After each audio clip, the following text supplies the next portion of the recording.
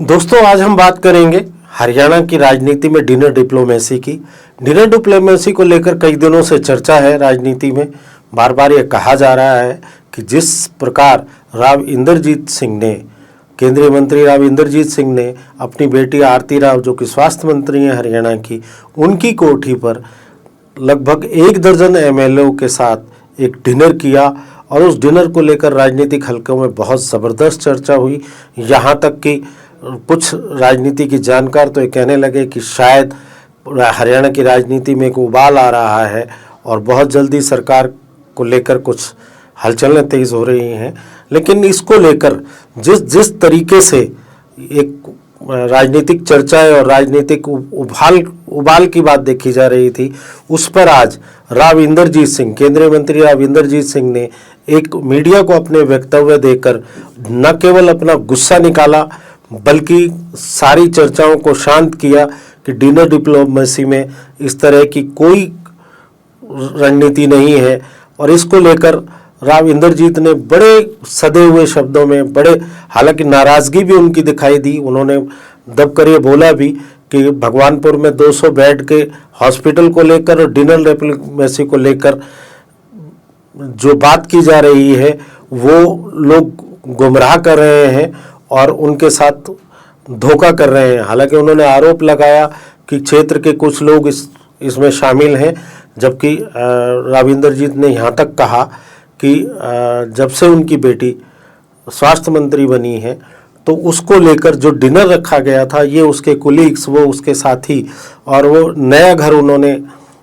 चंडीगढ़ में राजधानी क्षेत्र में नया घर बनाया है, जिसके लिए उन्होंने कुछ एमएलएज को आमंत्रित किया, उनको परिवार के साथ आमंत्रित किया। और उन्होंने यहाँ तक भी कहा कि कमल सखी कार्यक्रम है जिसके तहत दूसरे परिवारों को डिनर पर बुलाया जाता है, उसके तहत भी यह कार्यक्रम था। भारतीय जनता पार्टी कमल सखी नाम का एक प्रोग्राम होता है। महिलाएं जिनकी शादी हुई है, उनकी घरवाली बुलाती है कि भी तुम, वाइफ भी आए और उनका आदमी भी आए, और ये बाकायदा मीटिंग होती है, खाने होते हैं, मंत्रियों के यहाँ पे होते हैं, मंत्रियों को बुलाते हैं, एमपीज को बुलाते हैं, वगैरह वगैरह, सभी को बुला लेते हैं जो भारतीय जनता पार्टी के कुनबे के होते हैं, जिसको चाहते हैं उसको बुला लेते हैं। दिल्ली का ये असर हरियाणा के अंदर नहीं पहुंचता, ये मैं समझ नहीं रहा। कोई बीजेपी वाले ने, किसी ने ये नहीं कहा कि क्यों किया है। मेरे पास 2-3 मंत्रियों के, 2-3 एमएलए के फोन आए, जी हमारा नाम उछल रहा है कि हमसे पूछा गया कि भाई क्यों तुम खाने पे चले गए। क्योंकि हमारे से तो किसी ने पूछा ही नहीं है। अखबारबाजी कैसे हो रही है, वीडियोग्राफी कैसे हो रही है, ये यूट्यूब में वाले कैसे कह रहे हैं। और ये कमल सखी जैसे प्रोग्राम अगर भारतीय जनता पार्टी के आदेश अनुसार होते हैं तो मेरी बेटी का घर पहली बार जब अगर हरियाणा के कैपिटल के अंदर बनता है, और वो कहते हैं हाउस वार्मिंग, कभी सुना, अंग्रेजी बोलते हैं हाउस वार्मिंग, तो नया नया घर कोई जाता है तो लोग बुलाता नहीं लोगों को, वो बुलाता है। तो और ये उन्होंने साफ गोई से ये कहा कि जब बीजेपी को इस बात से कोई ऐतराज नहीं, पार्टी को इस बात से कोई ऐतराज नहीं, तो कुछ लोग ओछी राजनीति किस लिए कर रहे हैं और क्यों इस तरह की बातें कर रहे हैं। वो हालांकि वो बाद में एक सफाई देते भी नज़र आए, क्योंकि उन्होंने हमेशा 75 साल उनकी राजनीति के जो बेदाग समय है उसको लेकर उन्होंने कभी ऐसी बातें नहीं की जो जिस तरह की बात आज की जा रही है। तो राव इंद्रजीत ने कहा कि कुछ लोग उनके और उनकी बेटी के खिलाफ अनर्गल बोल रहे हैं और वे ऐसे लोगों पर मानहानि का दावा भी ठोकेंगे। उनकी बेटी ने किसी का क्या बिगाड़ा है जो अगर उनके कोई खिलाफ बोलता है, तो इस तरह के अमर्यादित भाषाओं का इस्तेमाल हो रहा है जिससे वो बहुत आहत दिखे। और उन्होंने इसके लिए ये साफगोई भी की कि शायद वो इसके खिलाफ कानूनी मदद भी ले सकते हैं। हालांकि राव इंद्रजीत ने अपनी भड़ास निकालते हुए ये कहा कि ये जो एम्स के निर्माण की घोषणा है, अगर उस वक्त कुछ लोगों ने उनके साथ मिसबिहेव किया या जलालत की, जिसको लेकर वो उस वक्त गुस्से में भी आ सकते थे, कोई अलग कदम भी उठा सकते थे, लेकिन नहीं, क्योंकि वो उन्होंने एम्स को लेकर उनकी एक जो कमिटमेंट थी उसको पूरा करना था, इसके चलते उन्होंने ऐसा कोई कदम नहीं उठाया। लेकिन इनकी सलाह उस टाइम मैंने कुछ नहीं कहा कि मैंने कहा कैजुअल बतंगड़ बन जाएगा, काम होता होता कहीं उतारना पड़ जाए, तो मैंने उस टाइम कुछ नहीं कहा। लेकिन आज मैं ये स्पष्ट करना चाहता हूँ कि जब भी कोई बात आती है एम्स की, ये लेकर के ज्ञापन कभी डीसी के पास पहुंच जाते, कभी पहुंचा जाते और आप जैसे लोग उसको प्रकाशित कर देते। इनका लेना देना क्या था? इन्होंने तो खराब किया है इलाके को। और आज के दिन में 75 साल का होने के साथ कहता हूं कि मेरा ईमान आज भी बरकरार है, कोई फर्क नहीं आया।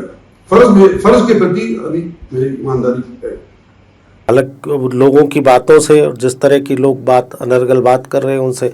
आज बहुत ही व्यथित दिखे केंद्रीय मंत्री राव इंदरजीत सिंह। और मेरा मानना है कि आज तक कभी उन्हें ऐसा व्यथित देखा नहीं गया। ये पहली बार ऐसा था कि राव इंदरजीत सिंह, जो कि राजनीति के, दक्षिण हरियाणा की राजनीति के एक स्तंभ माने जाते हैं, एक ठोस स्तंभ माने जाते हैं,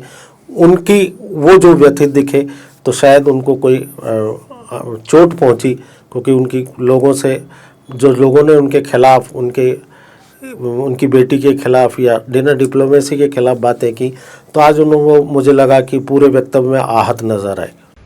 वो बेचारी भाग रही है, देख रही है कौन सी अच्छी जगह है, उसने रेवाड़ी से इलेक्शन थोड़ी लड़ना है, वो तो दिल्ली की है, वहां से लड़ रही है वहां पे।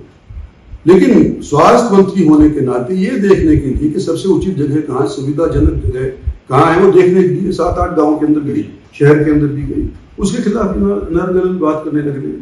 और बदतमीज लोगों ने जिस तरह से हरकत करी है, तो पहली बार मैं सोच रहा हूँ कि मानहानि का दावा इन लोगों के खिलाफ हो जाना चाहिए, नहीं तो ये मानते ही नहीं है। राव इंदरजीत की इस टिप्पणी के बाद जो उन्होंने वक्तव्य दिया है, चाहे वो